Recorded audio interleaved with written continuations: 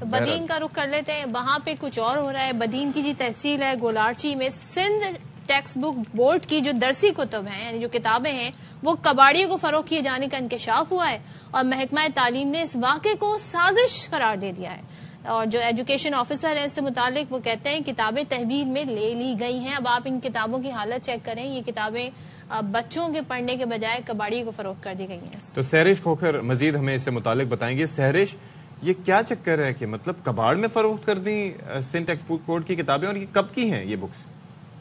دیکھیے جی، یہ بڑا افسوسناک واقعہ ہے۔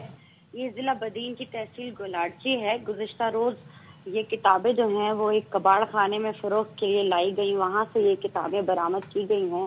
تعلقہ ایجوکیشن آفیسر جو ہیں ان کا بتانا ہے کہ یہ ایک سوچی سمجھی سازش کے تحت ایسا کیا گیا ہے، کیونکہ ایک ماہ قبل بھی اسی تحصیل سے جو ہے وہ درسی کتابیں ملی تھی جو کہ گندے سیم نالے میں تھیں، اور وہ بھی سرکاری کتب تھی، سندھ ٹیکسٹ بک بورڈ کی تھی۔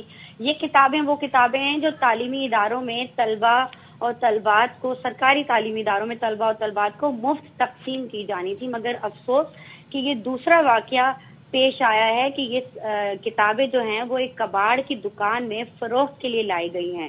اس معاملے کا علم جب تعلقہ ایجوکیشن افسر کو ہوا تو انہوں نے تحقیقات جو ہیں وہ ان کا آغاز کیا ہے، اور انہوں نے یہ بھی بتایا ہے کہ یہ کتابیں جو ہیں وہ ایک سوچی سمجھی سازش کے تحت کباڑ خانے یا گندے سیم نالوں کی نظر کی جا رہی ہیں، کیونکہ ہم نے دیکھا ہے کہ سندھ ٹیکسٹ بک بورڈ کی جو کتابیں ہوتی ہیں جو سرکاری تعلیمی اداروں میں دی جانی ہوتی ہیں ان میں 40 سے 50% کی کمی ہر سال جو ہے وہ رہتی ہے۔ سرکاری تعلیمی اداروں میں کتابوں کی کمی رہتی ہے، مگر اب یہ کتابیں دوسری بار اسی تحصیل سے ملی ہیں تو یقینی طور پہ ان کا شک ہے کہ کسی ٹیچر کے ملوث ہونے کا اس میں ضرور خدشہ ہو سکتا ہے۔ اگر کوئی ٹیچر اس واقعے میں ملوث ہے تو پھر ان کے خلاف محکمہ جاتی کارروائی بھی کی جائے گی۔ اور آپ اندازہ کیجئے سہرش، یہاں پر ناظرین کو بتانا یہ بھی ضروری ہے کہ اگر آپ کراچی تک میں جا کے ڈھونڈیں نا، آپ کا تعلیمی سال کا آغاز ہو جاتا ہے لیکن اس کے باوجود کتابیں دستیاب نہیں ہوتی، پبلشرز کے الگ ہوتے ہیں، ان پہ سٹیمپس الگ لگی ہوتی ہیں اور کتابیں ملتی نہیں، اور یہاں پر یہ کباڑیوں کو دی گئی ہیں تو سوچیں وہ کلو کے حساب سے تول کے، ہو سکتا ہے 5 روپے کلو بیچی گئی ہوں، اور کتنی تعداد ہو سکتی ہے ان کتابوں کی،